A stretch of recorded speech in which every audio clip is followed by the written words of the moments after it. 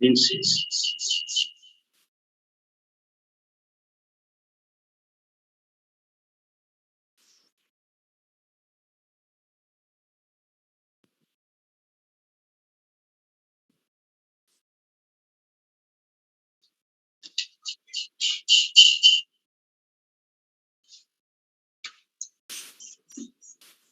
Good evening.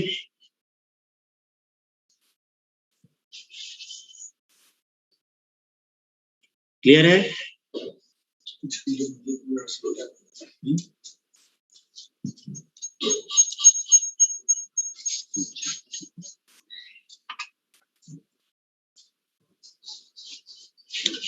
तो आज हम लोग स्टार्ट करेंगे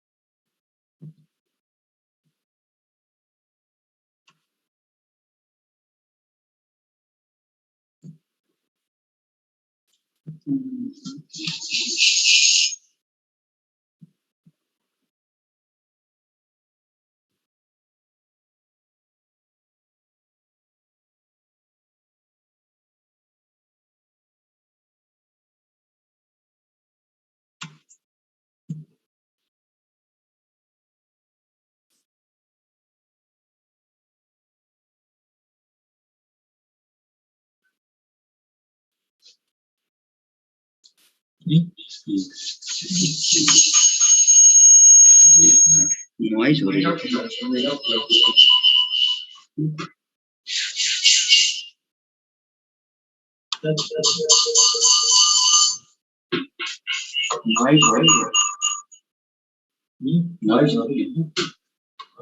गुड इवनिंग। वॉइस क्लियर है?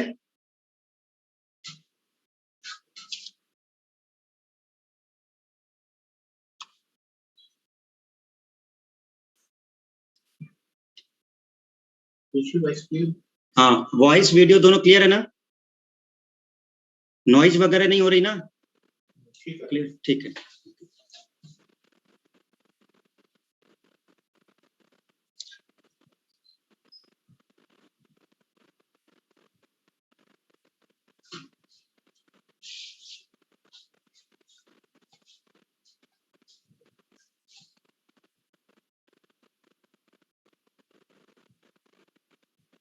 आधुनिक भारत का इतिहास है ना, हम लोग का टॉपिक रहेगा आधुनिक भारत का इतिहास। तो थोड़े से बेसिक पॉइंट्स बता देते हैं कि आधुनिक भारत का इतिहास का मीनिंग क्या है। जैसे हम लोग पहले देखते हैं क्या स्टूडेंट, कि पहले हम लोगों ने क्या पढ़ा? प्राचीन, फिर कौन सा पढ़ा? मध्यकालीन, और फिर आपका है आधुनिक, है ना? अब ये कैसे पता चलता है कि आधुनिक शुरू हो गया? मतलब जैसे हम आप लोग समझते हैं कि आधुनिक भारत का इतिहास, तो क्या आइडिया लगाते हैं कि आधुनिक भारत का इतिहास मतलब कोई डेट बताओगे? हम कहेंगे आधुनिक भारत का इतिहास कहाँ से, तो कोई कहेगा सर जब औरंगजेब मर गया तब से शुरू हुआ, कोई कहेगा जब कंपनियां आई तब से शुरू हुआ, कुछ कहेंगे सर 1857 के बाद का मेन है। ठीक है, ऐसा ही कुछ आइडिया दिया जाता है ना। तो समझिए जरा, आधुनिक भारत का मतलब ये होता है कि जहां से कुछ एडवांसमेंट हो गया होगा या कुछ ऐसा चीज जो पुनर्जागरण टाइप का, जैसे पहले कुछ चल रहा होगा और उसमें कुछ चेंजेस करके हम लोग आगे बढ़ रहे होंगे। तो इसको समझना कैसे है तो उसको देखते हैं। तो ये एक मेन पॉइंट है, बाकी हम पूरी कहानी आपको समझा देते हैं पहले, फिर टॉपिक शुरू करते हैं, क्योंकि पहला लेक्चर है तो पहले समझ लेते हैं कि चल क्या रहा है।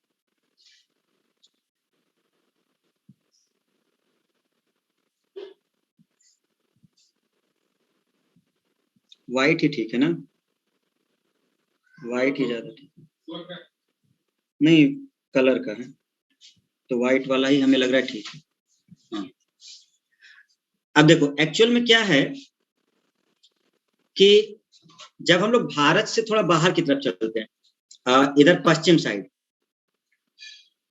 यूरोप की तरफ, तो जब यूरोप की बात करेंगे तो वहां पे रोमन साम्राज्य है। कौन सा साम्राज्य है? रोमन साम्राज्य। तो एक प्रकार से अगर हम देखेंगे तो हम दो पार्ट में बांट करके देखते हैं कि रोमन साम्राज्य की जब हम बात करते हैं तो ये पूरा रोमन साम्राज्य चल रहा है। इसमें से ये जो है ये पूर्वी रोमन साम्राज्य है, और इधर जो है पश्चिमी रोमन साम्राज्य है। ठीक है, कल से हम थोड़ा मैप वगैरह की व्यवस्था कर लेंगे तो उसके आपको बताएंगे। ये बात चल रही यूरोप वाले की। यूरोप का मतलब हो गया जिधर स्पेन है, पुर्तगाल है। यूरोप समझते हो सब लोग? यूरोप कंट्री, सऊदी अरब के ऊपर उधर जाओगे तो वो यूरोप वाला वो पड़ेगा उधर। अफ्रीका के ऊपर, अफ्रीका के ऊपर जब जाओगे तो अफ्रीका के ऊपर की तरफ यूरोप वाला सब पड़ेगा। तो ये रोमन साम्राज्य चल रहा है। एक प्रकार से रोम को समझ लो, रोम जो आप लोग सुनते होंगे, इटली की राजधानी जो रोम है। वॉइस नहीं आ रही? वॉइस आ तो रही है। राम रमाकांत भैया वॉइस आ रही है, तुम अपना चेक करो। ठीक है, तो ये यहाँ की बात हुई। तो एक्चुअल में हुआ क्या, ये जो पुर्तगाली लोग भारत में आ रहे हैं, तो ये पुर्तगाली लोग भारत में आए क्यों, क्या रीजन थे, उसको हम आज क्लियर कर लेते हैं, फिर आपको बताते हैं। तो ये जो रोमन साम्राज्य है, जो इटली का एरिया है उसमें रोम है मेन राजधानी, बट ये साम्राज्य बहुत बड़ा है, बहुत बड़ा है, पूरा यूरोप कवर हो रहा है। ठीक है, इस पर, इस पूर्वी रोमन के साम्राज्य पर, जो पूर्वी रोमन का साम्राज्य, इसको ऐसे समझिएगा, देखो बताते कैसे। नीचे जो है ना ये अफ्रीका वाला रीजन है, इधर नीचे साइड अफ्रीका वाला रीजन है। ठीक है, अफ्रीका का ये मैप है इधर, और इस साइड जो है ये आपका वो वाले सब रीजन है, अरब वाला रीजन है। ठीक है, इधर आपका अफगानिस्तान, पाकिस्तान, और ये वो सब रीजन है, और इसके इधर आपका भारत है, और इधर भारत है। क्लियर है? तो ये इस तरफ अफगानिस्तान वाले एरिया है, और इस तरफ जब इधर जाओगे तो भारत वाला एरिया है। ठीक है, मैप को थोड़ा अपने आज रखना, कल से हम व्यवस्था कर देंगे इसकी, अभी वो हो नहीं पाया इसमें। तो यहां से अगर कर लेंगे हम लोग तो ये मेन यूरोप इधर है, ये पॉइंट आपको थोड़ा सा क्लियर करना है। अच्छा, अब हुआ क्या कि जो पूर्वी रोमन साम्राज्य है, आप पहले पश्चिमी को देखते हैं। तो पश्चिमी वाले पे क्या हुआ कि यहाँ पे अटैक किया जर्मन लोगों ने। ठीक है, और जर्मन लोगों ने जब इस पे अटैक किया तो इसको नष्ट कर दिया, नष्ट कर दिया। ठीक है, तो जर्मन साम्राज्य जो चल रहा था, वो जर्मन साम्राज्य ने इस पश्चिमी रोमन साम्राज्य के ऊपर अटैक किया, और इस तरफ के एरिया को इन्होंने तहस नहस कर दिया। ये बात लगभग चल रही है 477 एडी की। ठीक है, 477 एडी की लगभग। डेट वेट उतना मायने नहीं रखता, बस समझना है क्यों। और इसी समय क्या हुआ कि लगभग 1000 साल बाद, लगभग 1453,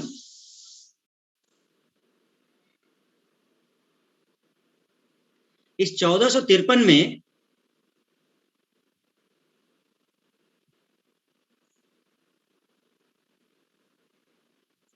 ऑटोमन तुर्क, तुर्क के बारे में हम बहुत पहले पढ़ चुके हैं। ये तुर्क है, ये भी तुर्क हैं, ये ऑटोमन तुर्क कहला रहे हैं। इन्होंने अटैक कर दिया पूर्वी रोमन साम्राज्य पर, ठीक है, पूर्वी रोमन साम्राज्य। तो ये रोमन साम्राज्य बहुत विशाल चल रहा है उस समय, ठीक है, हम लोगों ये बहुत पहले से चला आ रहा है रोमन साम्राज्य। तो ये क्योंकि विश्व में पड़ता है इसलिए हमने इसको पढ़ा नहीं, हम लोग भारत से रिलेटेड पढ़ रहे थे सब। तो ये रोमन साम्राज्य को ऑटोमन तुर्क ने तहस नहस कर दिया। समझ गए? बात समझ में आ रही है? तो एक पूरा रोमन साम्राज्य चल रहा है और इस रोमन साम्राज्य में ये विश्व की बात हो रही है। तो उस समय क्या है कि दो पार्ट में बांट के हम देखते हैं इसमें। तो कुछ क्षेत्र जो थे वो पूर्वी रोमन साम्राज्य में थे, कुछ जो थे वो पश्चिमी में। तो पश्चिमी रोमन साम्राज्य में जर्मन वालों ने अटैक किया और इसको नष्ट कर दिया। उसके काफी समय बाद ऑटोमन तुर्कों ने कर दिया। और आपको पता है कि जो तुर्क हैं वो एक्चुअल में मुस्लिम है, ये मुस्लिम ग्रहण कर चुके हैं, ठीक है।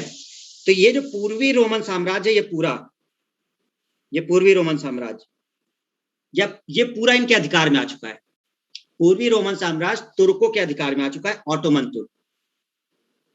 और अभी हमने थोड़ी देर पहले समझाया, हाँ देखो इसमें तुम लोग नोट्स बनाते हुए चल सकते हो, क्योंकि अब एक प्रकार से ये बोर्ड की तरह ही पढ़ा रहे हैं।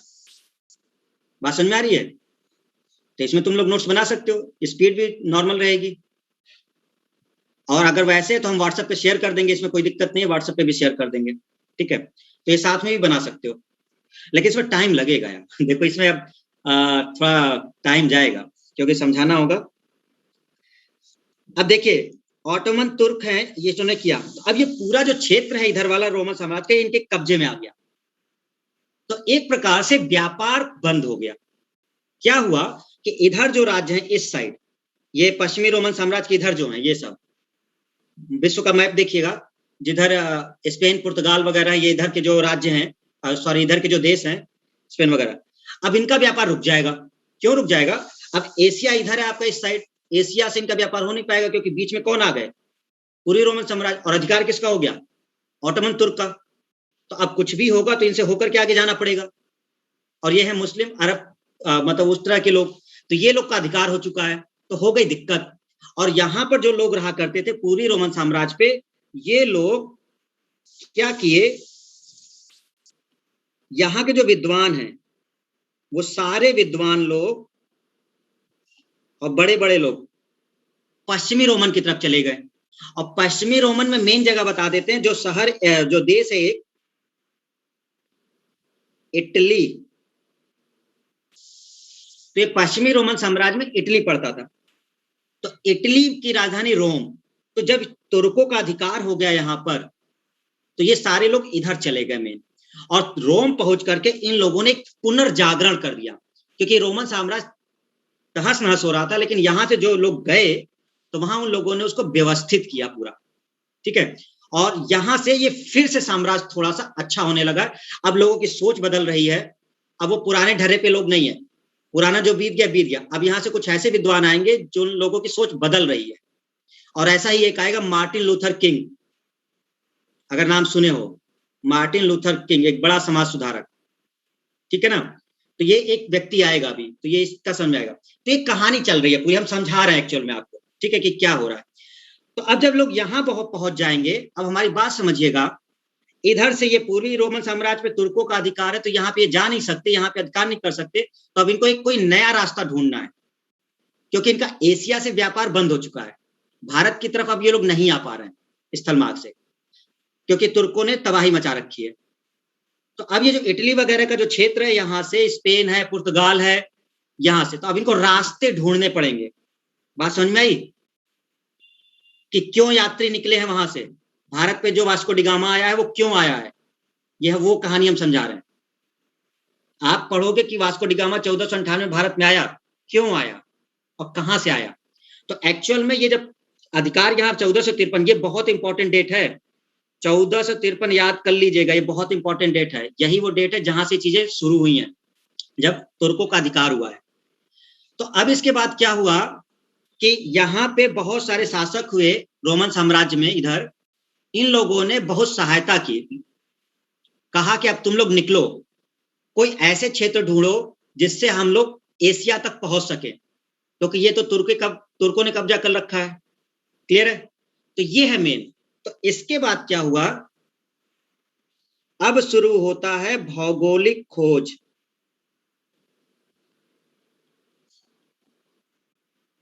तो भौगोलिक खोज का मतलब ये, क्योंकि अब ये इधर आ नहीं सकते, तो इन लोगों ने नए क्षेत्र ढूंढने की कोशिश की कि अब हम लोग कहां जा सकते हैं, ठीक है, और कैसे हम एशिया की तरफ पहुंचे, एशिया मतलब भारत की तरफ कैसे पहुंचे, ये है एक मेन पॉइंट। तो ये लोग क्या करेंगे भौगोलिक खोज में, ये पॉइंट सबको क्लियर हो गया है? अच्छा, अब भौगोलिक खोज में सबसे मेन जो है इंपॉर्टेंस कौन सा है, यहां पर शासक और व्यापारी द्वारा प्रोत्साहन। मतलब आप ऐसा समझिए कि ये भौगोलिक खोज के लिए जब निकले नए रास्तों के लिए, तो इसमें सबसे ज्यादा हेल्प वहां के शासकों ने करा है, शासकों ने। और इसमें जो सबसे इंपॉर्टेंट है, दो देश, स्पेन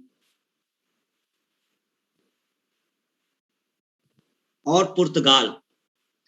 तो पश्चिमी रोमन साम्राज्य है इटली की तरफ का, तो इसमें से दो देशों के जो शासक हैं वो बहुत इंपॉर्टेंट, इन लोगों ने बहुत सारा मतलब उनको पैसा वैसा दिया और सारी व्यवस्थाएं की कि तुम लोग निकलो अब और कोई ऐसे रास्ते ढूंढो जिससे भारत तक हम पहुंच सके और उसके आगे एशिया तक जा सके।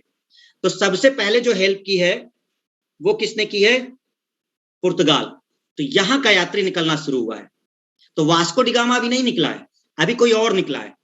तो समझिएगा सबसे पहले कौन चला है यहां से, हेनरी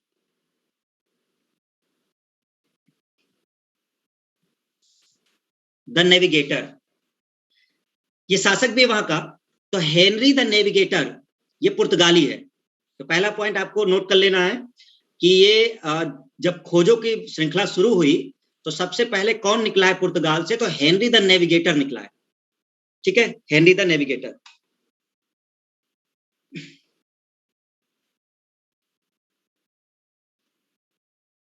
अफ्रीकी तट की कई यात्राएं की, नोट कर लो, Henry the navigator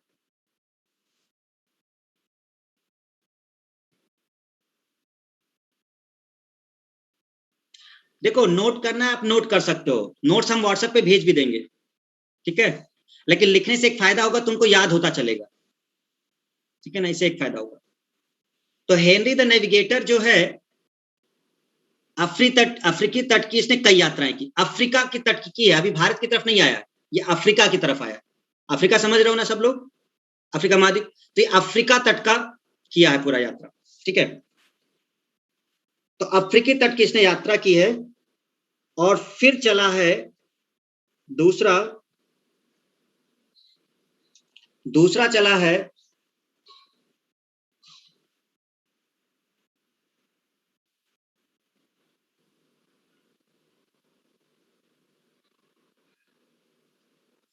Bartholomew Diaz,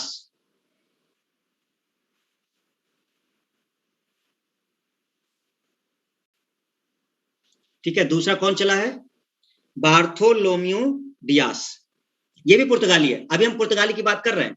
तो अब बार्थोलोम्यू डियास चला है,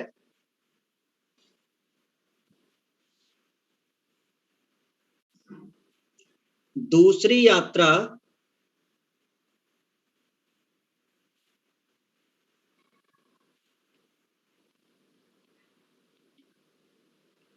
जो cap of good hope,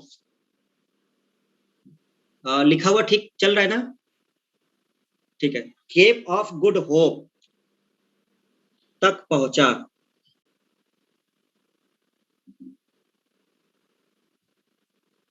cap of good hope तक पहुंचा, ठीक है, ये दूसरा चला। तो बार्थोलोम्यू डियास, ये केप ऑफ गुड होप पड़ता है साउथ, वो जो अफ्रीका महाद्वीप है बिल्कुल नीचे पड़ता है उसमें, अभी नोट कर लो, फिर हम मैप दिखाएंगे, अभी वो आ नहीं पाया मैप, अब हम इसको हटाएंगे ना, अगर गूगल ओपन करेंगे तो थोड़ा सा सेटिंग गड़बड़ हो सकती है। तो बार्थोलोम्यू डियास जो दूसरी यात्रा जो केप ऑफ गुड होप तक पहुंचा, ठीक है, ये ध्यान रखना है। अब तीसरा यात्री अब चलेगा वास्को डिगामा।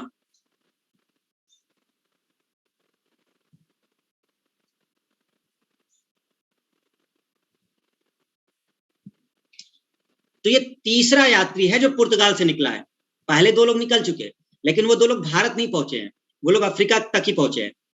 ये वो अफ्रीका से होते हुए भारत तक आएगा, तो वो यात्री है वास्को डिगामा।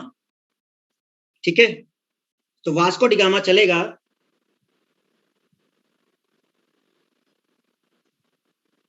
केप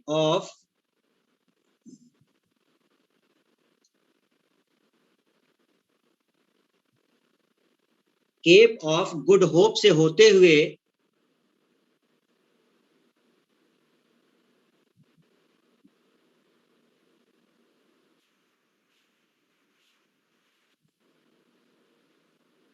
कालीकट तक पहुंचा।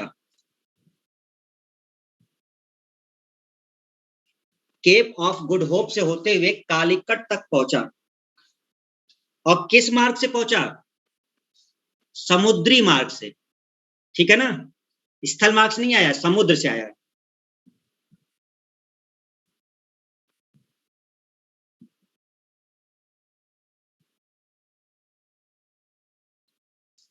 क्लियर?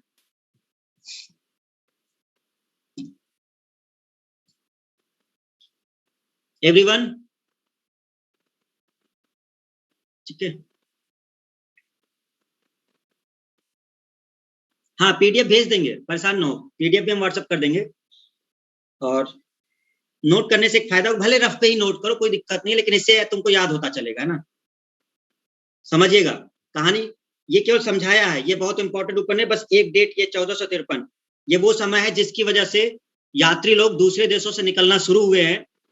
यही वो समय है 1453 के बाद, जब अधिकार कर लिया है तुर्कों ने, तब ये लोग बाहर निकले। और उसी दौरान में सबसे इंपॉर्टेंट दो देश है, एक स्पेन और पुर्तगाल, तो सबसे पहले यहाँ के लोग निकलने शुरू हुए। और इनके लिए जमीन किसने तैयार की है? तो हेनरी जो पुर्तगाल में है, ये एक शासक भी है, तो इसको यात्रा करने का बहुत शौक था। तो अगर आप देखोगे ना पुर्तगाल, तो अफ्रीका के ऊपर पड़ेगा, ये अफ्रीका के ऊपर साइड, तो ये अफ्रीका की यात्रा करेगा, अफ्रीका के समुद्री तटों की। ठीक है, तो अब यहां पर अगर हम लोग देखते हैं तो ये हेनरी जो है नेविगेटर इसीलिए बोला गया है, नेविगेटर जो नेविगेट करता हो।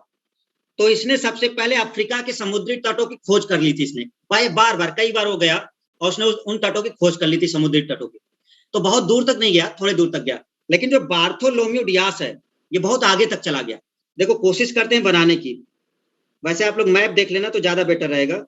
ठीक है, ये अफ्रीका है, ठीक है, ये अफ्रीका है, और इधर साइड ऊपर यहां पर स्पेन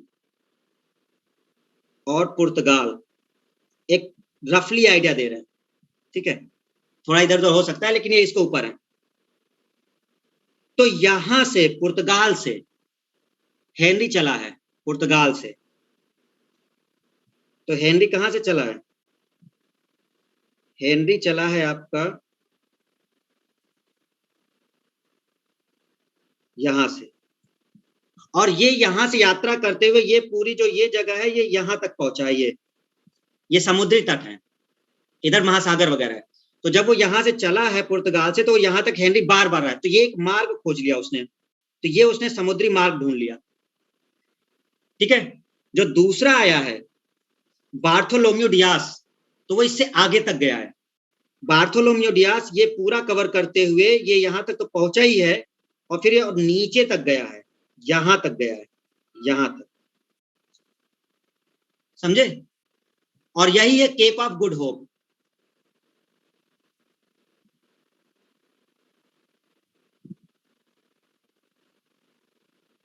ये है वो जगह केप ऑफ गुड होप। तो ये नीचे समुद्र है, ये महासागर है नीचे, तो ये समुद्री तट चल रहा है। तो एक्चुअल में पुर्तगाल जो इधर है, तो यहां से जब हेनरी आया है, तो हेनरी बार बार यात्रा उसने यहां तक की है, तो हेनरी द नेविगेटर सब अफ्रीकी तट की कई यात्राएं की है ना, अफ्रीकी तट की कई यात्राएं की। तो उसने एक मैप तैयार कर लिया था कि कौन कौन सा रास्ता है, इसको फॉलो करते हुए बार्थोलोम्यू डियास चला। तो ये वहां तक तो गया ही जहां तक हेनरी आया था, उसके बाद वो आगे तक निकल गया, और नीचे तक गया कहां तक? केप ऑफ गुड होप तक। अब आया तीसरा वास्को डिगामा, तो क्योंकि ये रास्ते उसको पता है, तो यहां से वो आगे बढ़ा और वहीं पुर्तगाल से निकलते हुए वो यहां से चलते हुए केप ऑफ गुड होप तक पहुंचा और फिर ये आगे बढ़ गया इधर, ठीक है, और यहां से वो इस समुद्रों को पार करते हुए आगे बढ़ गया है। अब इधर कौन है? भारत है अब इधर, अब इंडिया है ये। तो इंडिया में जो साउदर्न पार्ट पड़ता है केरल वाला साइड, ठीक है समझ में, तो केरल वाले साइड में पड़ता है, तो केरल वाले साइड में कालीकट है केरल, तो ये वहां पहुंचा है साउथ वाले पार्ट में। समझ गए सब लोग? तो भारत का अगर नक्शा बनाओगे आप लोग इस तरीके से, तो ये वाला जो नीचे का क्षेत्र है वो वहां पहुंचा है, ठीक है, केरल के साइड। कहानी समझ में आ गई सबको? एवरीवन? हाँ, केप ऑफ गुड होप स्थान का नाम है, केप ऑफ गुड होप स्थान का नाम, वो जगह है वहां पर, ठीक है। आगे बढ़ सकते हैं, हाँ या ना? तुम लोग न बोलो हम ही आगे बढ़ जाएं, तुम लोग ऐसे हो, कोई रिस्पॉन्स नहीं देते हैं सब। Yes sir, yes sir, Rinki yes sir, Nivedita yes sir, बहुत बढ़िया, ठीक। तो हम लोग इसको ऊपर बढ़ते हैं, ठीक है, कंप्लीट हुआ। अब हम लोग बात करेंगे किसकी? अब बात करेंगे वास्को डिगामा की, यहां से शुरू होता है हमारा पॉइंट। तो अब सबसे पहले आप लोग हेडिंग डाल दीजिए पुर्तगाली। अब हेडिंग डालिए पुर्तगाली,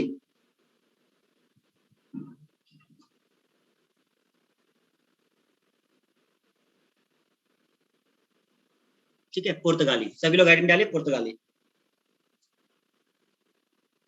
और हमें पढ़ना है वास्को डिगामा को,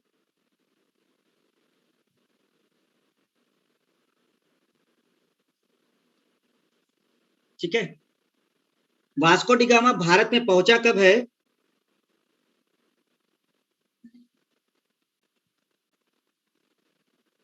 20 मई 1498, 20 मई 1498 को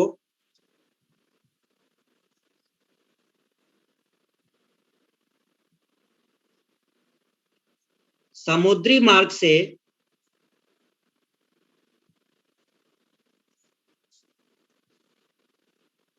कालीकट पहुंचा, समुद्री मार्ग से कालीकट पहुंचा, ठीक है। अब रास्ता बार बार बताने की जरूरत नहीं है, केप ऑफ गुड होप समझ गए, पीछे लिखा ही दिया है, तो समुद्री मार्ग मतलब वो केप ऑफ गुड होप से पहुंचा है, ओके, ठीक है। समझिए, इस कालीकट में राजा कौन है उस समय? तो कालीकट में इस समय शासक है जमोरिन,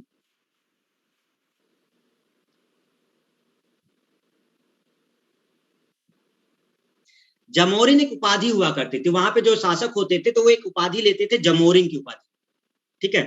तो जब वास्को डिगामा यहाँ पहुंचा है, तो वास्को डिगामा एक्चुअल में कालीकट जब पहुंचा है तो वहां पे एक शासक है जमोरिन, तो जमोरिन ने इसका बहुत स्वागत किया है, भव्य स्वागत, ठीक है, वास्को डिगामा का।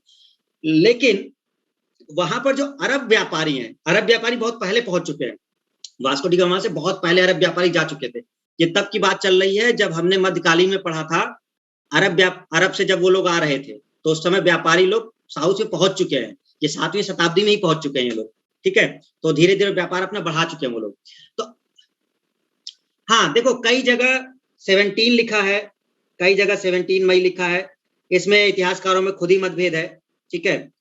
तो कई सारी जगह आपको मिलेगा, जो मोस्ट फेवरेबल है 20 मई, तो 20 मई कोई मतलब नहीं रखता है, आपका केवल एक डेट मतलब रखता है बस।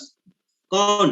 1498, ठीक है। तो इस चक्कर में बिल्कुल मत फंसो, सर 17 है कहीं 20 है, वो इतिहास की किताबों में जो लिखा है उन लोगों ने सब। हाँ, अब इसके बाद की जो डेटें होंगी, क्योंकि प्रिंटिंग प्रेस आ जाएगा, अब पुर्तगाली प्रिंटिंग प्रेस लेके आ जाएंगे, अब आप लोग के लिए बड़ी हेल्प हो जाएगी, अब आपको कोई डाउट नहीं आने वाला, सब एग्जैक्ट मिलेगा, अब समझ गए? तो अब सब कुछ आपको बिल्कुल लिखा उखा साहित्य सब मिलने लगेगा।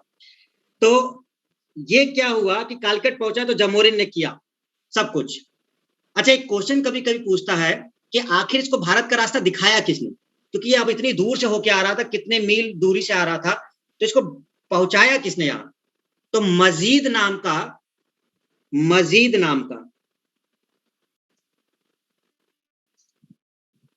मस्जिद,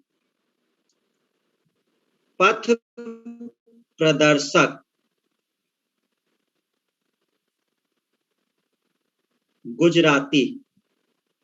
गुजराती लोग बहुत पहले से व्यापार करते थे, तो एक्चुअल में वास्को डी गामा को ये पूरा रास्ता दिखाया है मस्जिद नाम के गुजराती पथ प्रदर्शक ने, जिसकी मदद से पहुंचा है। तो कभी कभी क्वेश्चन बन जाता है, इसलिए इसको ध्यान रखिएगा, ठीक है। मस्जिद नाम का, समझ में आया सबको? ठीक है, तो ये पूरी कहानी वास्को डी गामा की चल रही है। वास्को डी गामा ने यहां से ढेर सारा मसाला, ठीक है, ढेर सारा मसाला। अरे कौन लिखा है ये? अब्दुल मनीद। अरे ठीक है, वो सब परेशान तुम लोग बहुत हो। अहमद इब्न मजीद। कहीं चक्करों में पढ़ते हो? जितना बता रहे उतना पढ़ो, नहीं तो इतिहास पढ़ते रह जाओगे, है ना। ज्यादा इधर पीएचडी इतिहास पे करने की जरूरत नहीं होती है? जो मेन है उसको याद कर लो, वास्को डी गामा। तो इसने ये जहाज वगैरह लेके आया था, ठीक है, 2 जहाज वगैरह लेके आया था, ढेर सारा मसाला, काली मिर्च, और ये सब अपने जहाज में भर करके ले गया। जब इसने सारा खर्च निकाला जो यात्रा में लगा था, उसके बाद भी इसको 60 गुना फायदा हुआ। 60 गुना, इतना फायदा इसको हुआ, ठीक है। हाँ, गुजराती बिजनेस में तेज होते हैं, हाँ, तुमको आज पता चला है? तुमको इतना दिख रहा है गुजराती, तुमको आज तक नहीं समझ में आया कि गुजराती कहाँ है? मोदी जी गुजराती गुजराती ही है, तभी तो बेच रहे हैं। समझ में नहीं आ रहा क्या है? तो वो बेच नहीं रहे, वो लीज पर दे रहे हैं, ठीक है, उसको बेचना नहीं कहते। तो अब तुम लोग, ठीक है, वो टेक्निकल भाषा अलग है उसकी, तो उसको लीज पे देना कहते हैं, है ना। कुछ सालों के लिए लीज पे दिया जाता है, हम उसमें नहीं पढ़ रहे, बट गुजराती हैं, व्यापार में बहुत तेज है। तो अच्छा, बीच बीच में रोक न, तुम लोग कहीं ले जाते हो उनको, इतिहास में इधर उधर भटकाया करो, टॉपिक चेंज हो जाएगा हमारा, ठीक है। हाँ, तो ये जो है, इन्होंने क्या किया कि ये 60 गुना इसने कमाया बहुत। अब इससे बहुत लोग प्रोत्साहित हो गए, कहते अच्छा भारत इतना समृद्ध है कि मतलब हम लोग जाएंगे और पैसा कमाएंगे। अब कई यात्री आने शुरू हो गए, भारत चलते हैं, भारत चलते हैं, यही एक मेन है, अपने यहाँ तो अब कुछ रह नहीं गया, भारत ही एक है। तो अब यहाँ से श्रृंखला शुरू हो जाएगी व्यापारियों के आने की, एक के बाद एक। अच्छा ध्यान रखिएगा, वास्को डी गामा फिर लौटेगा, तो हम यही बता देते हैं, 1502 में फिर वापस आएगा।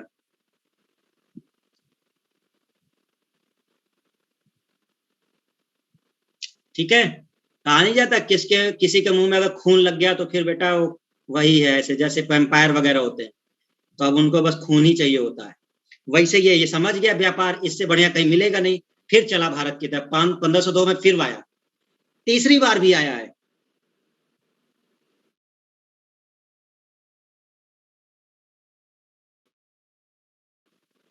पंद्रह सौ चौबीस में ये फिर आया है, ठीक है, और ये वायसराय के तौर पे आया है। और ध्यान रखिएगा इसकी मृत्यु भी 1524 में हो गई है,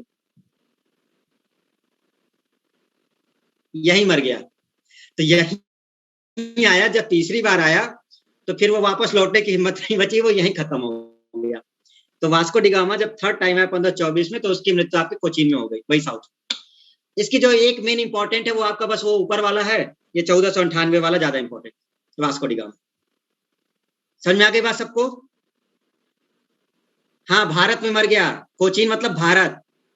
अरे तुम लोग, कोचीन मतलब भारत में कोचीन, ठीक है, साउथ, दक्षिण भारत, केरल, वहीं कोचीन है।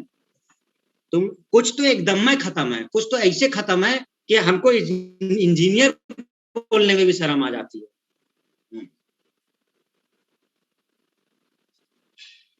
तो ये बात यहाँ पे चल रही है। चलिए, ये कंप्लीट हुआ, चीजें समझ में आ गई। अब देखते हैं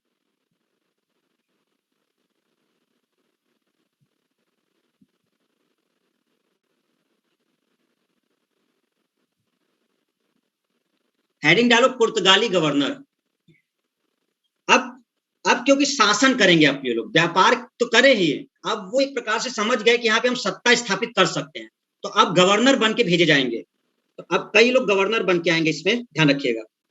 तो सबसे पहला जो गवर्नर आया है वो आया है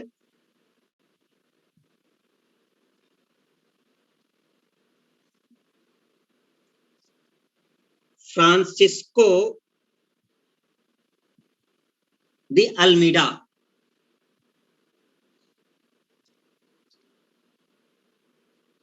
1505 से 1509।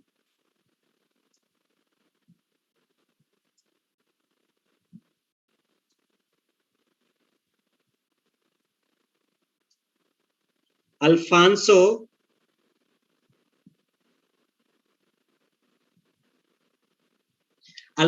दी अल्बुकर्क।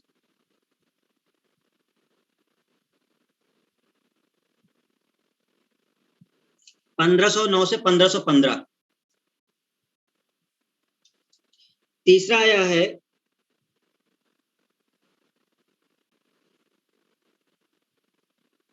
Nino da Cunha. ये इंपॉर्टेंट है, इसके बीच में आया है। देखो अब कितना बड़ा गैप है, 1509 से 1515 है ना, अब ये सीधे 29 में आ रहा है, तो इसके बीच में है।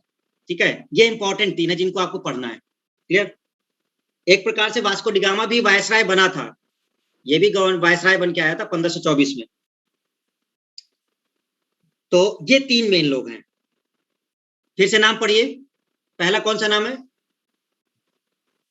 फ्रांसिस्को दी अल्मीडा, दूसरा है अल्फांसो दी अल्बुकर्क, तीसरा है नीनो डी कुन्हा।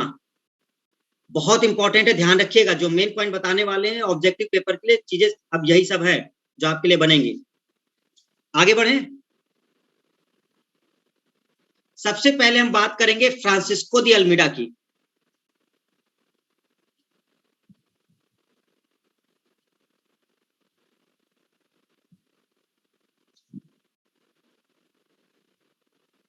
ठीक है, फ्रांसिस्को दी अल्मीडा। देखिए सबसे पहला पॉइंट, प्रथम गवर्नर पुर्तगाली, पहला पुर्तगाली governor. Blue water policy, blue water policy note करो जल्दी से।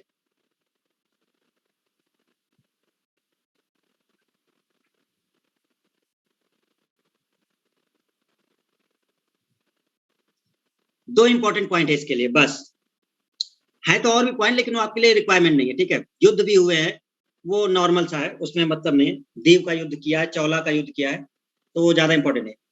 ऑब्जेक्टिव पेपर के लिए दो इंपॉर्टेंट है। क्वेश्चन पूछेगा कि पहला पुर्तगाली गवर्नर कौन बन के भारत आया, तो वो है फ्रांसिस्को दी अल्मीडा। और दूसरा सबसे इंपॉर्टेंट ये ब्लू वाटर पॉलिसी है, वेरी वेरी इंपॉर्टेंट, याद कर लीजिएगा कि इसने शुरू किया है। हम समझा देते हैं ये क्या है। तो ब्लू वाटर पॉलिसी क्या है कि अगर आप अपने भारत को समझें, भारत को, ठीक है, ये तो भारत को जब आप समझते हैं तो इसके नीचे का ये जो पोर्शन है इधर, ये अरब सागर है, हिंद महासागर इधर है,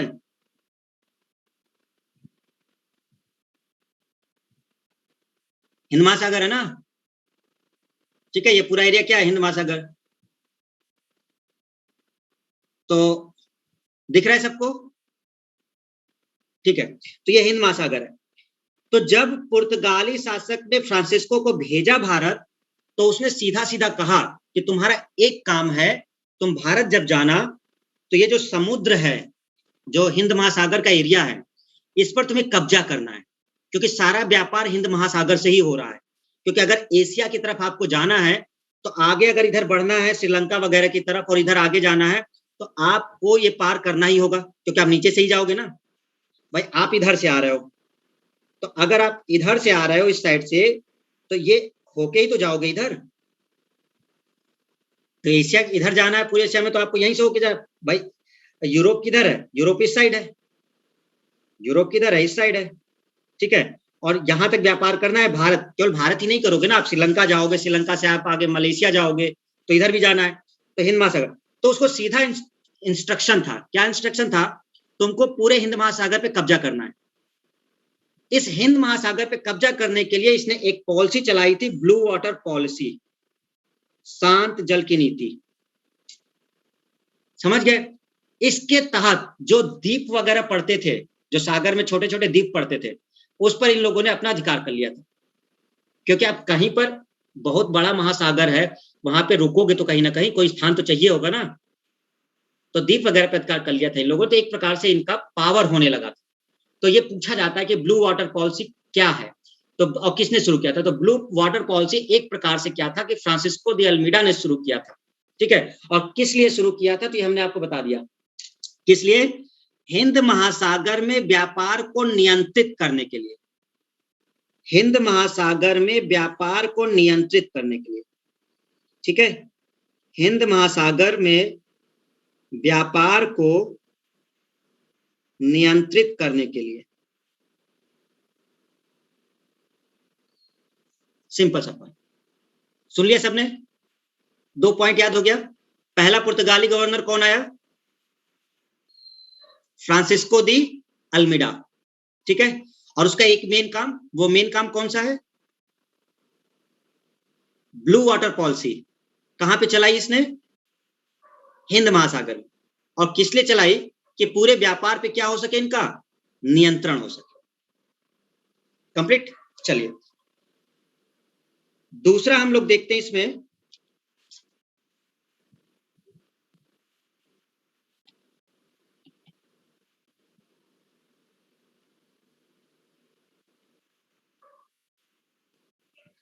अल्फांसो द अल्बुकर्क।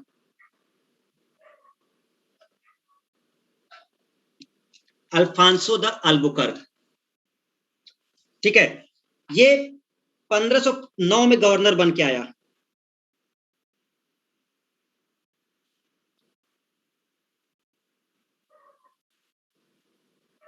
1509 में गवर्नर बनकर आया। ठीक है, ये 1509 में गवर्नर बनकर भारत आया। ठीक है,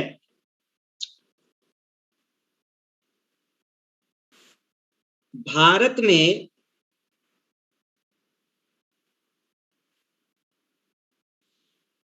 पुर्तगाली सत्ता का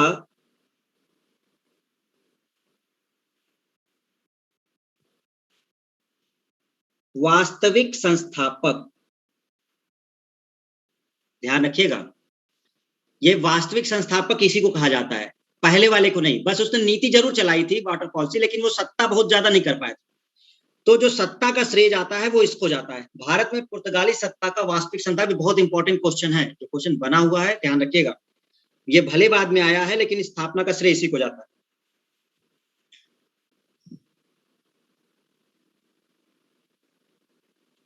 राजधानी कोचीन को बनाया है। तो क्वेश्चन बनता है, पुर्तगालियों ने सबसे पहले अपनी राजधानी क्या बनाई थी? तो कोचीन को बनाई है, वही केरल के क्षेत्र जो पड़ता है आपका कोचीन, जहां पर वास्को डी गामा की मृत्यु हुई है।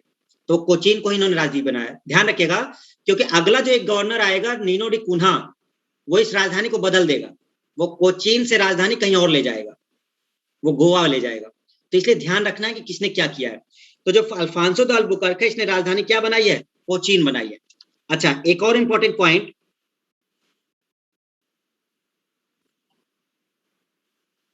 गोवा पर अधिकार 1510।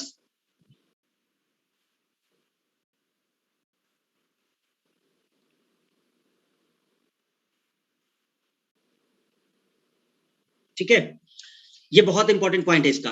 आप जानते होंगे कि लास्ट तक पुर्तगाली गोवा में रहे हैं, ये बहुत बाद में गए हैं, लगभग 1961 तक, जब यहाँ की सरकार ने भगाया तब भागे हैं ये लोग। और इन लोगों ने 1510 में गोवा पे अधिकार कर लिया। ठीक है, उस समय गोवा पे जो अधिकार चल रहा था वो बीजापुर का एक शासक था, यूसुफ आदिल शाह। देखिए ये समय बहमनी साम्राज्य का चल रहा है, 1510, बहमनी और विजयनगर साम्राज्य।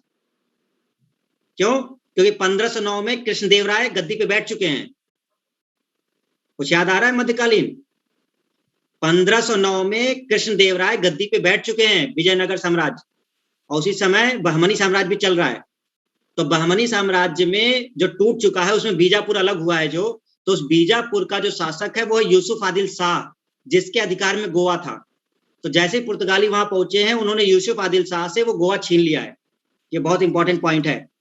तो इस समय विजयनगर और बहमनी साम्राज्य का खेल चल रहा है पूरा। तो यूसुफ आदिल शाह से उसने गोवा को छीन लिया है, ध्यान रखिएगा इस चीज। ठीक है, तो हमने क्या बताया कि 1509 में ये गवर्नर बन के आया, दूसरा पुर्तगाली सत्ता का ये वास्तविक संस्थापक है, और तीसरा राजधानी इसने क्या बनाई है, कोचीन को बनाई है, और गोवा पे इसने अधिकार कब कर लिया है, 1510 में। सिंपल। ठीक है, चलिए अगला पॉइंट देखते हैं इसमें।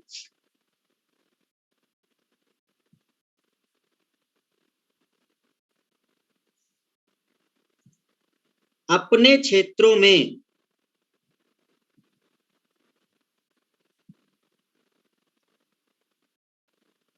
सती प्रथा पर रोक। जो क्षेत्र इसके अधिकार में थे इसने कोशिश की कि वहां पर सती प्रथा ना हो। ठीक है, तो सती प्रथा पर इसने रोक लगाई, पहला पॉइंट।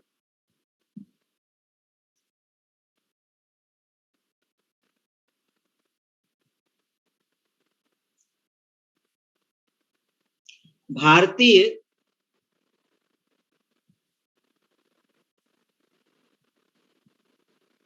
स्त्रियों से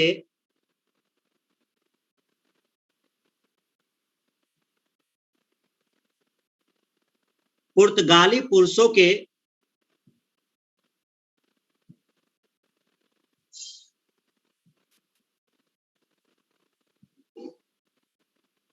विवाह को प्रोत्साहन, नोट करो,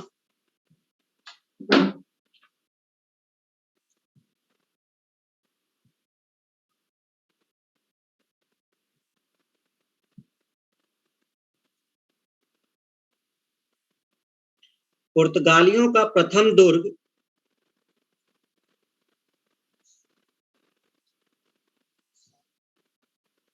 ये एक पॉइंट भी नोट कर लेना, कोचीन।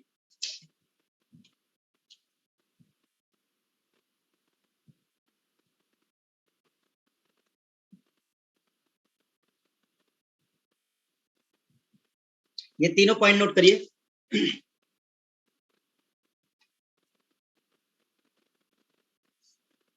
अच्छा थोड़ा नीचे कर दें, सत्यजीत कंचन अभी कर देते, ये नोट कर लो, फिर ऊपर वाला भी थोड़ा नीचे कर देते।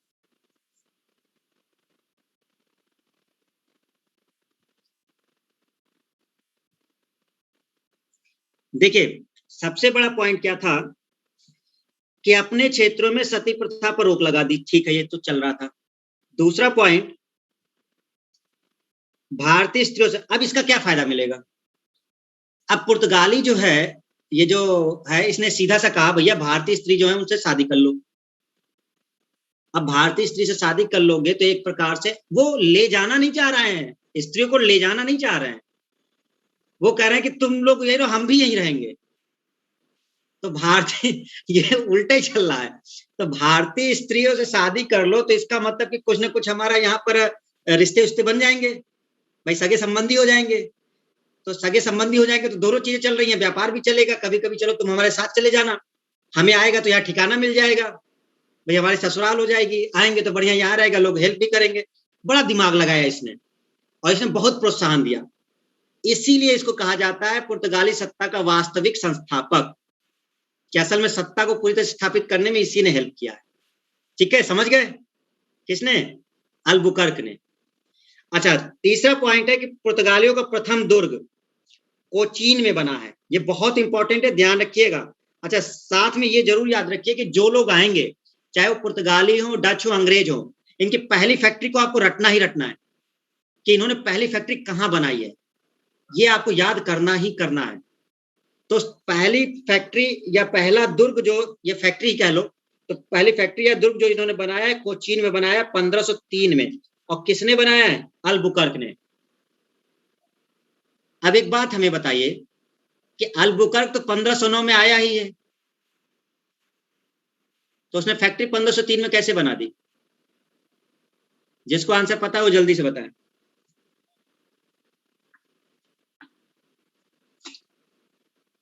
अल्बुकर्क 1509 में गवर्नर बन के आया है, डेट देखो ना, अल्बुकर्क 1509 में गवर्नर बन के आया है भारत। फैक्ट्री कब बना दी है? क्या हमने गलत तिथि लिखी है? नहीं, तिथि सही है, डेट में कोई गलती नहीं है। देखो क्या लिख रहा है, पुर्तगाल से ऑर्डर दिया होगा तो बना दो, हम आ रहे हैं 9 में, जब तक दुर्ग बन जाएगा तब तक हम पहुंच भी जाएंगे। कौन है ये, इसको नाम देखें, है कौन?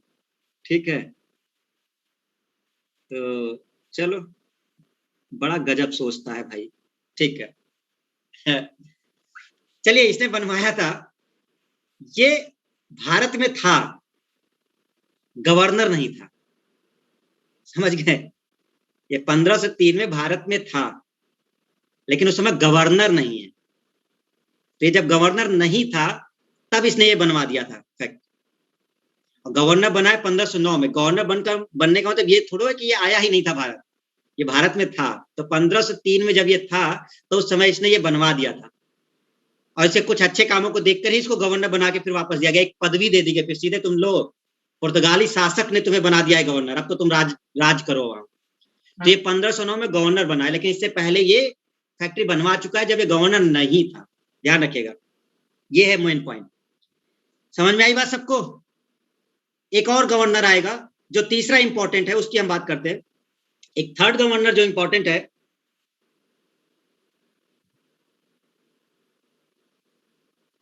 Nino da Cunha.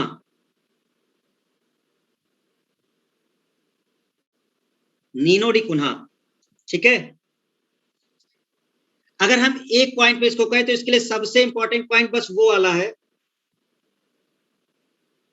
कोचीन से गोवा राजधानी बनाया, सबसे इंपॉर्टेंट यही पॉइंट, कि वो कौन सा गवर्नर था पुर्तगाली जिसने अपनी राजधानी बदल दी थी, कोचीन से गोवा बना दी थी। तो पहले कोचीन थी, अब वो राजधानी गोवा हो चुकी है, ये नीनो डी कुन्हा ने किया है, ठीक है।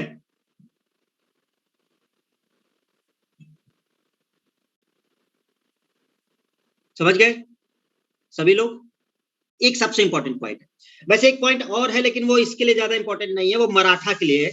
असल में इसी समय क्या हुआ था कि मराठा के एक सरदार थे, मराठा जो शिवाजी का समय चल रहा था, तो मराठा के जो सरदार थे चिन्नप्पा, चिन्ना अप्पा, लेकिन ये बहुत बाद की बात है इसलिए हम यहाँ नहीं बता रहे, ये 1739 की बात है। तो वो मराठा सरदार चिन्नप्पा आएंगे, वो पुर्तगालियों से क्षेत्र को जीत लेंगे, ये बेसिन वगैरह का कुछ क्षेत्र है जो ये लोग जीत लिया था नीनो डी कुन्हा वगैरह ने, तो इससे वो क्षेत्र जीत लेंगे। तो वो आपके लिए उतना इंपॉर्टेंट नहीं है, वो मराठा के लिए है उस समय। तो नीनो डी कुन्हा के लिए आपको बस इतना ध्यान रखना, ये कोचीन से गोवा, इससे ज्यादा आपके लिए इंपॉर्टेंट नहीं है। और भी बस्तियां वगैरह बसाई है इसने, ठीक है, हुगली में बसाया इसने, कलकत्ता वाले क्षेत्र में बसाया है, ठीक है, और दमन दीव पे अधिकार कर लिया है, बहुत सारे पॉइंट है। लेकिन ऑब्जेक्टिव के लिए अगर हम देखें तो केवल आपका कोचीन से गोवा राजधानी बनाना ही सबसे इंपॉर्टेंट, ठीक है। चलिए, अंग्रेज आ गए थे भैया, देखो सबका एक साथ थोड़ो देखेंगे। एक कौन लिखा है कि अंग्रेज आ गए थे, कौन है? ये कब की बात चल रही है? 1529 की बात चल रही है, अंग्रेज कब आए हैं ये बताए जरा, हमें डेट बताए, कौन लिखा है ये? देवेंद्र। अंग्रेज कब आए हैं भारत?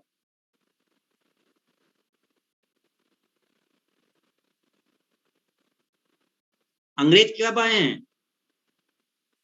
1500 में आ गए हैं क्या अंग्रेज? अरे उनकी कंपनी ही 1600 में बनी है भाई, 1600 के उसमें ईस्ट इंडिया कंपनी, 1600 के बाद। तुम अभी बिना कंपनी बनाए अंग्रेज को यहाँ ले आओगे? अरे पहले ईस्ट इंडिया कंपनी बनने तो दो, जब कंपनी बनेगी उसके बाद आएंगे। ये जो क्वेश्चन पूछे हुए तुम्हारा क्वेश्चन गलत है, ठीक है, सीधी सी बात, इस क्वेश्चन का कोई मतलब नहीं है। चलिए ऊपर से देखते हैं, जल्दी से रिवाइज करते हैं 2 मिनट के अंदर। हाँ, ये जो सुंदर सुंदर लोग हैं, लोग सामने आए, ये सब लोग आए, जरे हमारे महाराणा प्रताप, दुर्गावती वगैरह सब लोग सामने आए। ठीक है। हाँ, अब तुम लोग सोचते हो कि हम इन्हीं का नाम क्यों लेते हैं सर, और भी तो हैं, शाहजहां भी हैं, अकबर भी हैं, हम नहीं लेंगे, ठीक है, हम राणा प्रताप लेंगे और दुर्गावती ही लेंगे। ठीक है, चलो आगे बढ़ते हैं। तो इसमें अगर हम लोग देखते हैं तो यहाँ पर जो है ये रोमन साम्राज्य की बात चल रही थी उस समय। तो रोमन साम्राज्य में क्या था आपका कि ये यूरोप का क्षेत्र है, बाइजेंटाइन साम्राज्य चल रहा था उस समय, तो ये वहां का है। ठीक है, अपने बाहर जो यूरोप कंट्री देख लेना, मैप एक बार वर्ल्ड मैप देख लेना, स्पेन के आसपास का जो क्षेत्र है ना पूरा, यह पूरा यूरोप कंट्री, उधर जर्मनी वर्मनी ये सब जो आ रहा है। तो इसमें सबसे इंपॉर्टेंट है 1453 में जो अटैक हुआ है, तो 1453 में जो ऑटोमन तुर्क ने अटैक किया, ये सबसे इंपॉर्टेंट है, जिसकी वजह से पूर्वी रोमन साम्राज्य के लोगों को भागना पड़ा है। और ये पूर्वी रोमन साम्राज्य के लोग भाग करके पश्चिमी रोमन साम्राज्य की तरफ पहुंचे हैं, कहां पर, इटली में। तो इटली में पहुंचे, यहाँ सारे विद्वान वगैरह यहाँ पहुंच गए, तो ये लोग बहुत हेल्प कर रहे हैं हर चीज को आगे बढ़ाने में। तो इन लोगों ने कहा कि हम लोग अब यहाँ से व्यापार कर नहीं पाएंगे एशिया की तरफ, क्योंकि तुर्क हमें रोक देंगे। तो इन लोगों ने कहा कि अब कुछ नया मार्ग ढूंढा जाए, कोई ऐसी जगह ढूंढी जाए जहां हम व्यापार कर सके। तो उसी को कहते हैं भौगोलिक खोज। इस भौगोलिक खोज में क्या हुआ कि राजाओं ने बहुत हेल्प करी, शासक, व्यापारी और द्वारा प्रोत्साहन। इसमें से दो देश सबसे आगे निकल कर आए। उसमें एक देश कौन निकल के आया, स्पेन निकल के आया, और एक दूसरा देश कौन सा निकल के आया, पुर्तगाल। तो पुर्तगाल का तो शासक ही खैर वह घूमने वाला था, तो हेनरी द नेविगेटर जो नाम है उसका, उसने इस पुर्तगाल से निकल करके अफ्रीका तट का, या अफ्रीकी तट की पूरी यात्रा करी, यहां तक, नीचे तक नहीं गया वो, यहीं तक रहा, तो यहां तक उसने यात्रा करी है। ठीक है, फिर बार्थोलोम्यू डियास आया, तो बार्थोलोम्यू डियास ने दूसरी यात्रा शुरू की जो केप ऑफ गुड होप तक पहुंची। केप ऑफ गुड होप कहां पर है, यहां पर है, तो केप ऑफ गुड होप ये नीचे है, ठीक है, अफ्रीका में नीचे, तो ये यात्रा पहुंच गया। फिर तीसरा निकला वास्को डिगामा पुर्तगाल से, और यहां से वो चलते चलते यहां से ढूंढते हुए भारत की तरफ पहुंच गया रास्ते से। और भारत की जब तरफ पहुंचा तो कहां पहुंचा, ये कालीकट पहुंचा 1498 में। ठीक है, तो हम रास्ता कौन सा बोलते हैं कि पुर्तगाल से निकल करके केप ऑफ गुड होप रास्ते से होते हुए, केप ऑफ गुड होप के समुद्री मार्ग से होते हुए भारत के कालीकट में पहुंचा है ये। क्लियर, ठीक। जब ये यहां पहुंचा है तो अब बात हो रही है कि इसके बारे में थोड़ी सी बातें हो रही है कि ये किसके शासन में पहुंचा है, जमोरिन के शासन में पहुंचा है। कहां पहुंचा है, कालीकट। कब पहुंचा है, 1498 में। किसने हेल्प की है, मजीद ने, गुजराती पथ प्रदर्शक जो है। 1502 में वापस आया है ये, 1524 में भी आया है, और मृत्यु इसकी इसी समय हुई है 1524 के आसपास। अच्छा, इसने बहुत सारा व्यापार किया, काली मिर्च वगैरह लेके गया, जिससे को बहुत फायदा हुआ। तो इसको देखते हुए बहुत सारे लोग बीच में आए हैं। एक और आया है शासक, वो इंपॉर्टेंट नहीं है। वास्को डिगामा जब गया है ना 1498 से 1502 में, 1500 में एक और आया है। ठीक है, तो ये बातें हो गई आपकी। ठीक है, चलिए आगे बढ़ते हैं। अब क्या समझना है आपको, पुर्तगाली गवर्नर, तीन मेन गवर्नर है। एक कौन सा गवर्नर है, फ्रांसिस्को दी अल्मीडा, ये पहला गवर्नर बन के आया 1505 से 1509। ठीक है, अल्फांसो दी अल्बुकर्क दूसरा बन के आया, फिर आया नीनो डी कुन्हा, ये काफी बाद में आया है। ठीक है, इंपॉर्टेंट इसलिए बता रहे हैं। आपसे दो क्वेश्चन बनते हैं। पहला, पहला पुर्तगाली गवर्नर कौन आया था Bharat, Francisco de Almeida. Blue water policy किसने शुरू की थी, फ्रांसिस्को दी अल्मीडा। खत्म हो गया, जितना जरूरी उतना पढ़ते जाओ, ठीक है, जितना एग्जाम के लिए।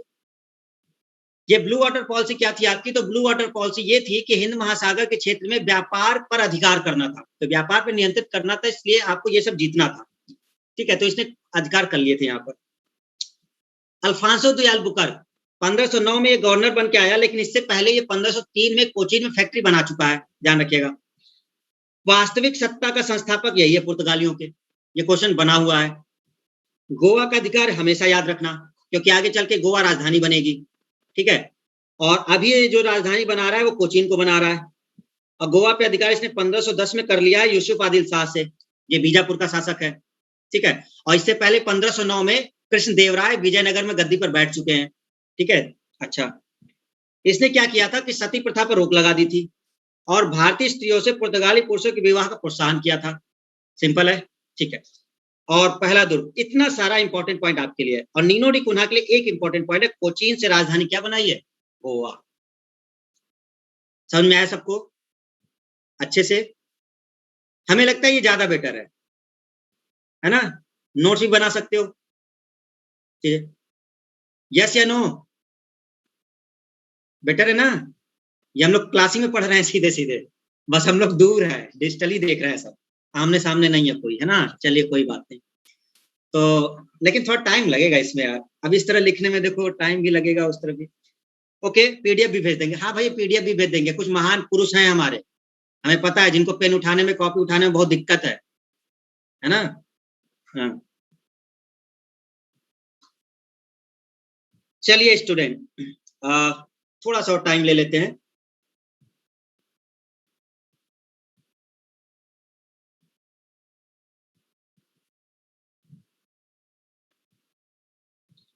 मुंबई की कहानी, ठीक है, बहुत इंपॉर्टेंट है ये, बहुत ज्यादा इंपॉर्टेंट है, पुर्तगालियों से रिलेटेड।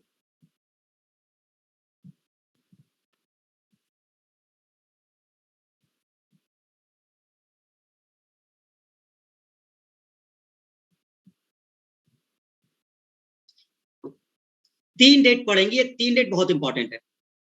पहला 1661, दूसरा 1668 और तीसरा 1687। एक्चुअल में क्या हुआ है इस समय, हम इसको समझेंगे, ठीक है। तो सबसे पहली डेट है 1661, ये मुंबई की कहानी चल रही है, सब मुंबई से रिलेटेड है, ठीक है। तो 1661 में क्या हुआ,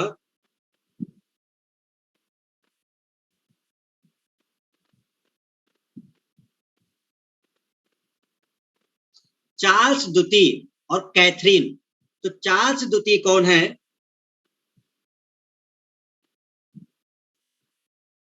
इंग्लैंड के शासक हैं, और कैथरीन कौन है, पुर्तगाल की राजकुमारी है। इन दोनों का विवाह हो गया है, ध्यान समझिएगा, इन दोनों का विवाह हो गया है। तो इंग्लैंड के जो चार्ल्स द्वितीय हैं, इनका विवाह हो गया है कैथरीन से, जो पुर्तगाल की राजकुमारी है।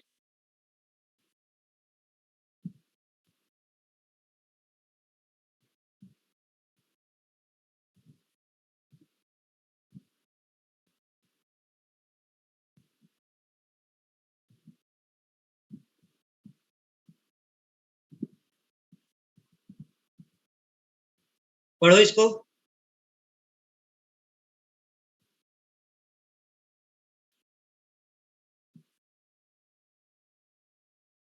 मतलब दहेज पहले भी चलता था, परेशान ना हो, दहेज पहले भी चलता था, ठीक है। अब इस समय दहेज थोड़े लेवल पे है, वो राज ही दे देते थे, तो एक पूरा का पूरा साम्राज्य दे देते थे, ले जाओ भैया तुम। अब राजकुमारी से तुमने विवाह किया है, तो भैया छोटी मोटी बात तो है नहीं, ठीक है। तो असल में मुंबई जो था वो पुर्तगालियों के अधिकार में था, ठीक है, क्योंकि बंदरगाह है, और जितने बंदरगाह थे सब पुर्तगालियों के लगभग अधिकार में थे। तो जैसे ही चार्ल्स द्वितीय ने लोग, हम लोगों की मुंबई ये लोग ले गए, हाँ तुम ही तो थे, तो तुम भी राजकुमारी से शासक करो ना जाके, इंग्लैंड की कोई राजकुमारी ढूंढो, है, तुमको इंग्लैंड मिल जाएगा, कहीं कोई एक क्षेत्र दे देगा वो दहेज में, हाँ। तो चार्ल्स द्वितीय जो इंग्लैंड के हैं, इनका विवाह हुआ है कैथरीन, जो पुर्तगाल की राजकुमारी है। तो पुर्तगालियों के अधिकार में मुंबई रहा है, तो इन्होंने क्या किया, मुंबई को ही दहेज में दे दिया, लो भैया तुम ले लो, और ये तुम्हारे अधिकार में जाता है, ठीक। किसको दिया गया है, अब 1661 की बात हो रही है स्टूडेंट। अब 1661 का मतलब समझ रहे हो, ईस्ट इंडिया कंपनी भारत में आ चुकी है, ईस्ट इंडिया कंपनी भारत में आ चुकी है, क्योंकि 1600 में ही वो चीज हो रहा है, तो अब ईस्ट इंडिया कंपनी भारत में है। लेकिन ये चीज ईस्ट इंडिया कंपनी को नहीं दिया गया है, बड़ा ध्यान से समझना। ये जो मुंबई दिया गया है, ये ईस्ट इंडिया कंपनी के पास नहीं है, ये ब्रिटिश राजा के पास है, ब्रिटेन, लंदन, वहां का जो चार्ल्स द्वितीय शासक है, ये उसके पास है। इस पे ईस्ट इंडिया कंपनी का कोई अधिकार नहीं है, बस इस चीज को समझिएगा, ठीक है। हुआ क्या, 1668 में, 1668 में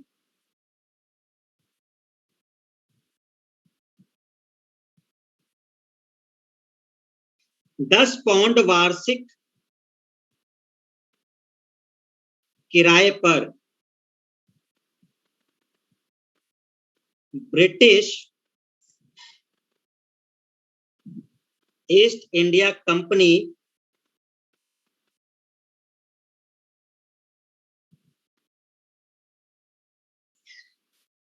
तो चार्ल्स द्वितीय भी बहुत तेज हैं, बहुत तेज, कह रहे हैं मेरे अधिकार में रह के करना क्या है, इसको कुछ कमाते हैं। तो इन्होंने मुंबई किसको दे दी, ईस्ट इंडिया कंपनी को दे दिया। बताओ, ये हद है। और आज मान लो दहेज में तुमको फ्रिज मिला, और तुम जरा फ्रिज दे के दिखाओ किसी और को, है तुम दे के दिखाओ, फिर देखना तुम्हारी जो राजकुमारी है वो तुम्हारे क्या करती हैं, है ना। तो अब ये जो 10 पाउंड वार्षिक किराए पर इसने क्या किया, ब्रिटिश ईस्ट इंडिया कंपनी को दे दिया। कहता है फायदे कमाया जाए। जब अरे भारत में अब आके वो करेगा क्या, बैठा वो ब्रिटेन में है ब्रिटिश, और ईस्ट इंडिया कंपनी ऑलरेडी यहाँ है, तो उन्होंने कहा चलो ठीक है भैया तुम रख लो 10 पाउंड, हमको देते रहना। तो 10 पाउंड उनको मिलता रहा और ईस्ट इंडिया कंपनी के पास आ गया ये। तो क्या किया ईस्ट इंडिया कंपनी ने, 1687 में मुंबई को अपना मुख्य केंद्र बना लिया। पहले सूरत था। एक्चुअल में क्या हुआ कि मेन जो इनका था, ब्रिटिश का जो मेन फैक्ट्री जो पहले थी वो सूरत में थी, तो ये सब मेन केंद्र इनका सूरत था। लेकिन जब इनको मुंबई मिल गया तो अब इन्होंने पूरा केंद्र मुंबई शिफ्ट कर लिया। ये इंपॉर्टेंट है, ध्यान रखिएगा, क्योंकि ये चीज बहुत इंपॉर्टेंट हुआ करती है जब कोई चीज चेंज हुआ करती है। तो पहले सारा शासन इनका सूरत से चल रहा है, लेकिन जैसे इनको ये मुंबई मिला है तो इन्होंने तुरंत शिफ्ट कर लिया और सब चीज मुंबई से चलने लगी। आई मुंबई की कहानी, मजा आई? मुंबई की कहानी समझ में आई सबको? 3 डेट हैं। पहला डेट 1661। अच्छा, अगली क्लास कब है आपकी? क्योंकि ज्यादा टाइम नहीं कर पाएंगे ना, क्योंकि नेक्स्ट क्लास भी होगी।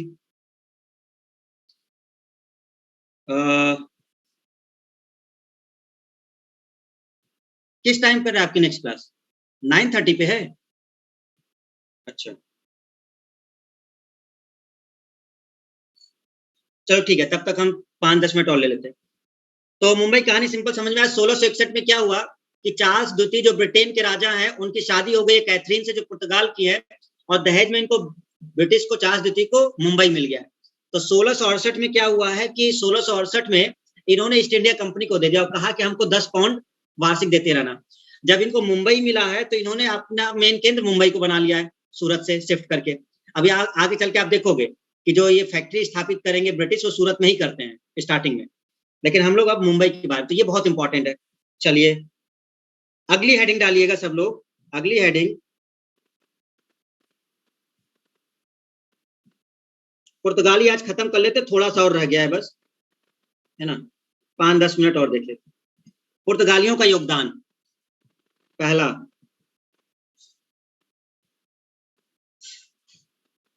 प्रिंटिंग प्रेस की शुरुआत। प्रिंटिंग प्रेस की शुरुआत।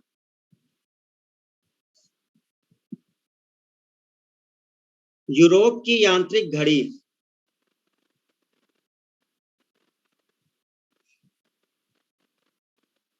जहाज निर्माण की शुरुआत।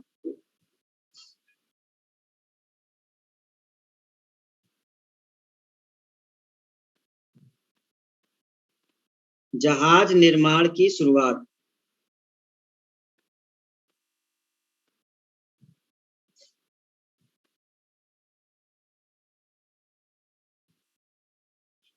तंबाकू, लाल मिर्च, आलू, मक्का, काजू, संतरा,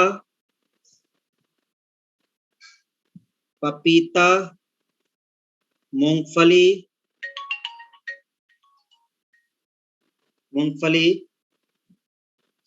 अनानास,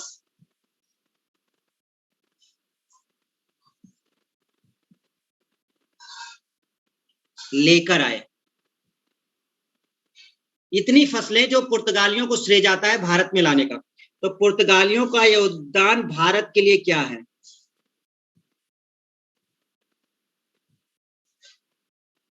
पुर्तगालियों का योगदान भारत के लिए क्या है? ठीक है, तो ये प्रिंटिंग प्रेस बहुत इंपॉर्टेंट है। प्रिंटिंग प्रेस बहुत वेरी इंपॉर्टेंट है। घड़ी वगैरह भी इंपॉर्टेंट है। जहाज निर्माण, और ये तंबाकू जरूर याद रखना। तंबाकू, तंबाकू लाने का श्रेय इन्हीं को जाता है। चलिए आपसे क्वेश्चन पूछते हैं, मुगल शासक का नाम बताइए इस समय कौन है?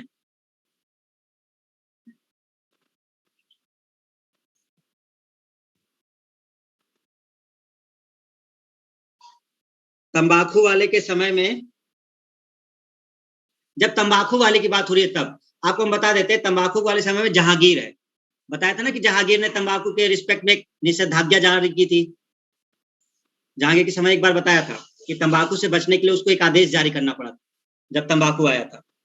तो उसको असल में क्या था कि उसके बारे में, क्योंकि थोड़ा सा पहले था तो उसमें थोड़ी सी दिक्कतें हो गई थी। तो ये एक सबसे इंपॉर्टेंट पॉइंट आपका। ये फसल के बारे में थोड़ा सा याद रख लेना। कैसे याद रखोगे? अगर ये सब नहीं याद रख सकते तो एक शॉर्ट ट्रिक बता देते हैं। कम से कम कुछ तो याद कर लोगे।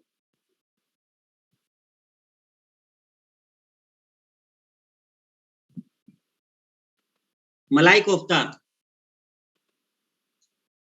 ठीक है। तो मलाई कोफ्ता समझते हो? ठीक। तो इससे फायदा क्या होगा? देखो एम से ये पढ़ लेना मलाई, बाकी ये जो है कोफ्ता है।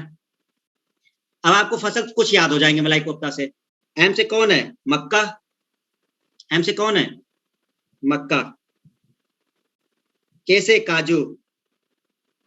ओ से ऑरेंज। पी से पपीता। टी से तंबाकू। और ए से आलू।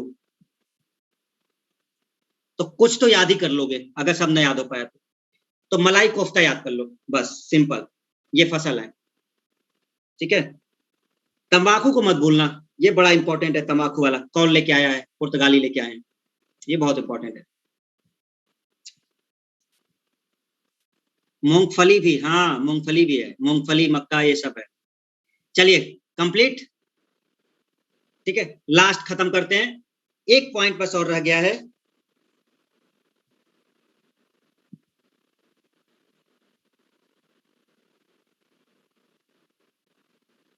आने का क्रम।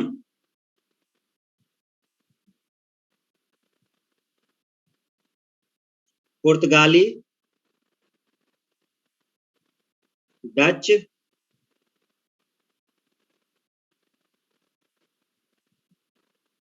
ब्रिटिश,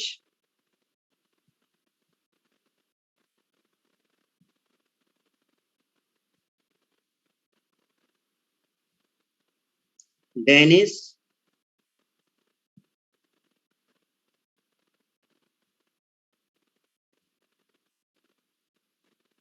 फ्रांसीसी।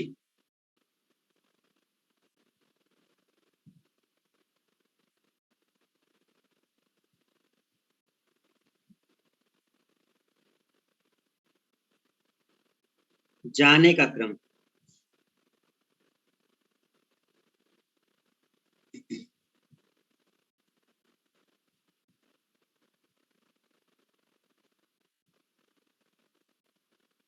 डेनिस,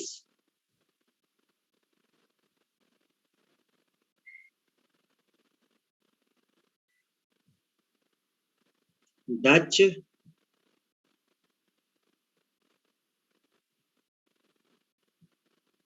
ब्रिटिश,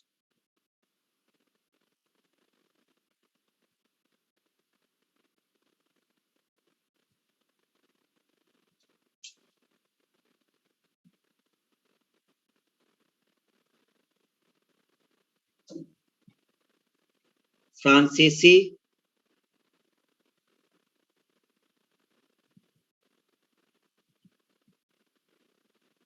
पुर्तगाली। तो आप पहले केवल आने का क्रम समझ लेना कि भारत में क्या है, ये बहुत इंपॉर्टेंट है। जाने का वाला याद भी ना हो तब भी ठीक है, लेकिन आने वाला क्रम जरूर याद रखना है। पहले कौन आया, फिर कौन आया, फिर कौन आया, ठीक है। डेट से थोड़ा समझ सकते हो, अगर हम डेट लिख दे, जैसे ब्रिटिश है तो 1947 में गए हैं, है ना। फ्रांसीसी कब गए हैं? 1954 में, 1961 में, ठीक है।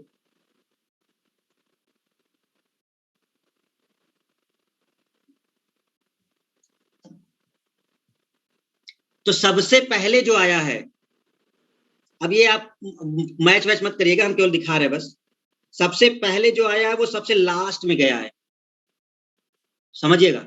जो सबसे पहले आया है भारत में वो सबसे अंतिम में गया है, मतलब पुर्तगाली सबसे पहले आ गए थे, लेकिन ये देश को अपने सबसे बाद में छोड़े हैं। समझ में आ गई बात? और जो डच जिस क्रम में आया है, डच वैसे ही गया है। दूसरे पे आया तो डच दूसरे पे ही चला गया है। ब्रिटिश जिस क्रम पे आए हैं उसी क्रम पे गए। तो डच दूसरे पे आया था और डच दूसरे नंबर पे ही गया है। ब्रिटिश तीसरे पे आए हैं और ये तीसरे पे गए हैं। जो पहले पे आया है वो लास्ट में गया है। बात समझ में आ गई? ये जो आएगा डेनिस, ऊपर देखो ना, ये जो चौथे नंबर पे आया है वो पहले पे गया है, और जो फ्रांसीसी हैं, फ्रांसीसी ये दूसरे पे गए। तो अगर थोड़ा सा आइडिया रखना है ना, तो ये डेट याद कर लो बस, इधर वाला, कभी नहीं भूलोगे। क्यों? आपको पता चल जाएगा कि सबसे बाद में 1961 में कौन गया है? पुर्तगाली। यह आजादी के बाद तक रहे हैं। और 1954 फ्रांसीसी गए हैं, 1947 में ब्रिटिश गए हैं। तो एक प्रकार से लास्ट के जो 3 हो गए वो ब्रिटिश हो गया, फ्रांसीसी हो गया और पुर्तगाली हो गए। तो इसके पहले कौन हो गए? Danish Dutch. इसमें ज्यादा दिक्कत नहीं आएगी। तो ये अगर जाने का क्रम ना भी याद हो तो ये आने का क्रम मत भूलना। आने का क्रम बहुत इंपॉर्टेंट है। पुर्तगाली सबसे पहले आए हैं, फिर डच आए हैं, फिर ब्रिटिश आए हैं, फिर डेनिश आए हैं और लास्ट में फ्रांसीसी आए। अभी आगे चल के कुछ चीजें हैं इसलिए बता रहे हैं। क्यों? क्योंकि अभी आगे चल के आप पढ़ोगे कि इनकी कंपनी का भी पूछा जाएगा, कंपनी की स्थापना वर्ष किसकी हुई है, तो हम समझेंगे दोनों अलग अलग चीज है। आने का क्रम अलग है, कंपनी की स्थापना का अलग है। कंपनी में ब्रिटिश पहले स्थापित कर लेंगे, ईस्ट इंडिया कंपनी पहले बन जाएगी और डच की बाद में बनेगी। ठीक है? तो आने का क्रम आपको भी याद रखना है। ये यहां से ये कंप्लीट होता है। कोई दिक्कत किसी को? कोई दिक्कत? ठीक है, तो ये हमारा पुर्तगाली वाला जो पॉइंट था वो आपका कंप्लीट होता है। अच्छा, आपसे अगर क्वेश्चन हम पूछें, पुर्तगालियों की प्रथम फैक्ट्री कहां बनी? पुर्तगालियों की प्रथम फैक्ट्री, पुर्तगाली प्रथम फैक्ट्री कोचीन। दूसरी फैक्ट्री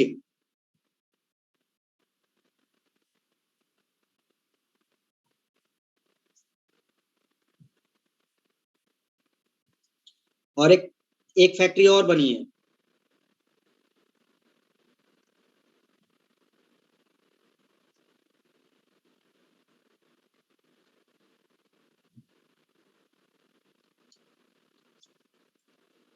तीनों याद रख लीजिएगा। ठीक है, 3 इंपॉर्टेंट फैक्ट्री इसकी पूछी जाती हैं। तो एक फैक्ट्री इसकी कोचीन, एक कन्नूर और एक गोवा।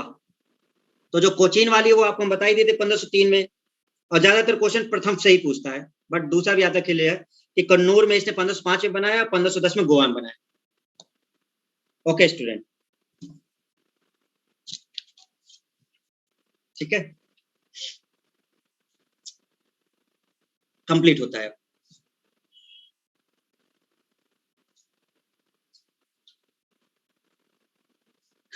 अभिनंदन, क्या कह रहे हो?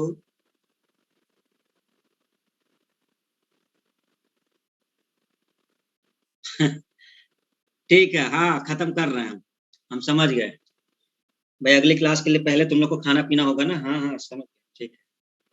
असल में पुर्तगाली टॉपिक लास्ट चल रहा था इसलिए रख दिया, क्योंकि अब ये खत्म हुआ। नेक्स्ट हम लोग डच वगैरह को देखेंगे ना, तो हम उसको फिर शुरू करेंगे सेकंड डच को। पुर्तगाली कंप्लीट हो गया है, क्लियर। नेक्स्ट क्लास में हम लोग डच से शुरू करेंगे जो दूसरे आए हैं। तो इसको रिवाइज कर लीजिएगा सभी लोग, ठीक है, इसको रिवाइज कर लीजिएगा। बाकी हम आज की क्लास ओवर करते। Okay, thank you everyone. ठीक है, थैंक यू एवरीवन। चलिए जाइए आप लोग, खाना वाना खाइए, बनाइए।